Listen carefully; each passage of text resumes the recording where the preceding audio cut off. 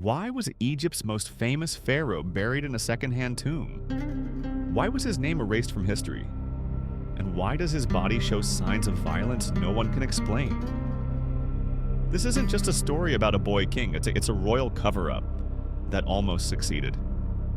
Chapter 1. The Death That Shook Egypt. When archaeologists cracked open King Tut's tomb in 1922, something was off. The walls were rushed, the paint was still wet. The chamber? Tiny, unworthy of a pharaoh. No procession, no pyramid, no glory. Just a forgotten boy, buried in silence. Tutankhamun died around age 18, but his burial looked more like panic than tradition. A second-hand tomb. Gold dumped in haste. Statues jammed into corners. Why the rush? Why the secrecy? Because the real story of his death may expose the collapse of an empire. Chapter 2. The Pharaoh with No Face. When Tut became pharaoh, Egypt was already on fire. His father, Akhenaten, had banned the gods. Temples shut down. Priests exiled. Statues smashed. In their place, a single sun god, Aten.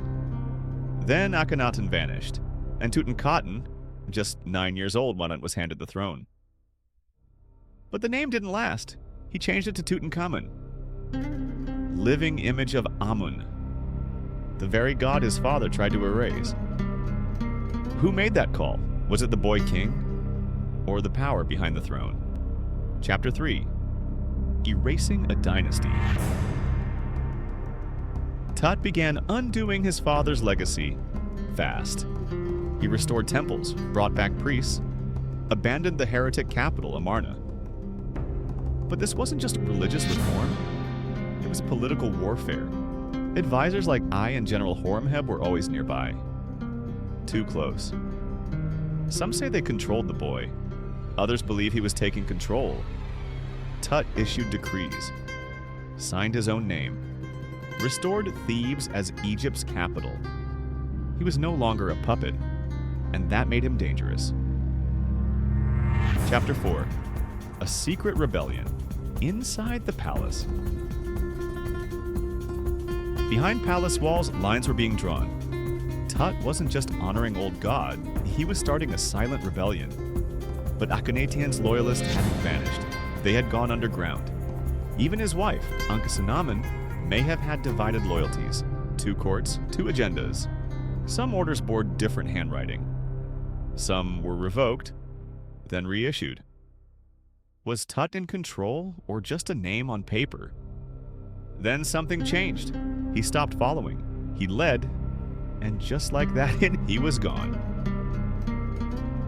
Chapter 5. The Mysterious Death of a Young God. Tutankhamun's body was a mystery of its own. His skull, fractured, his chest, crushed. Ribs, missing. Was it a chariot crash, an infection, or an assassination? His leg was broken, quite possibly just days before death. And strangely, his mummy was burned, not in fire or during mummification. His tomb was rushed, his mask meant for someone else. His successor, already waiting. It looked less like a funeral and more like a cover-up. Chapter 6. The Curse and the Comeback. For 3,000 years, Tutankhamun was erased. No legacy, no mention, until 1922. A sealed doorway in the Valley of the Kings. And inside, the richest tomb in history. Gold, jewels, artifacts untouched by time. A coffin fit for a god.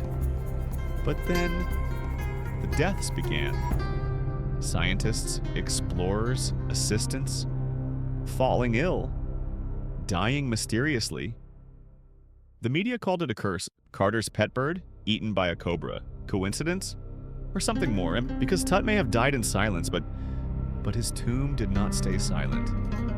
And in the sands of Egypt, something ancient is still watching. But how did he really die? Was it poison? A curse? Or something much darker? What do you think? Comment below, let's uncover the truth together.